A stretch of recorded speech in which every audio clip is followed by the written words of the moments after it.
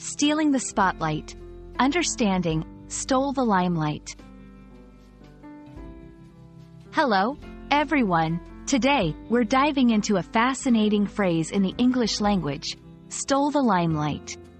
This expression is often used in conversations, but what does it really mean? And where does it come from? Let's uncover the mystery together and make sure you can confidently use this phrase in your conversations. When someone stole the limelight, they have captured all the attention or become the center of focus, often overshadowing others. Imagine being in a play, and one actor's performance is so captivating that the audience can hardly pay attention to anyone else. That actor has effectively stolen the limelight. The term limelight has a fascinating history. It dates back to the 19th century, referring to a type of stage lighting used in theaters. This lighting was created by heating a piece of lime in a flame, producing a bright light that spotlighted the main performer on stage. So, when someone steals the limelight, they are metaphorically stepping into that bright, focused light, becoming the main attraction. Let's put our phrase into action.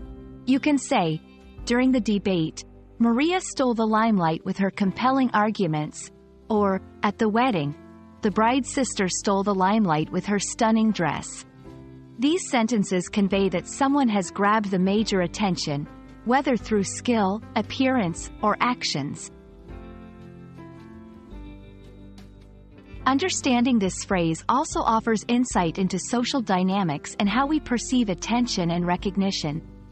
It highlights the value placed on being in the spotlight and the various ways individuals might achieve this status.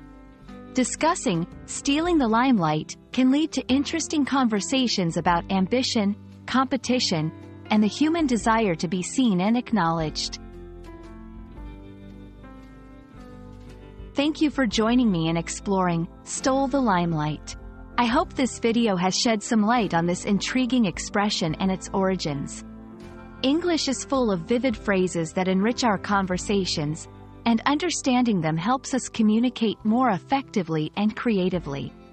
Keep practicing, and don't be afraid to steal the limelight in your next English conversation.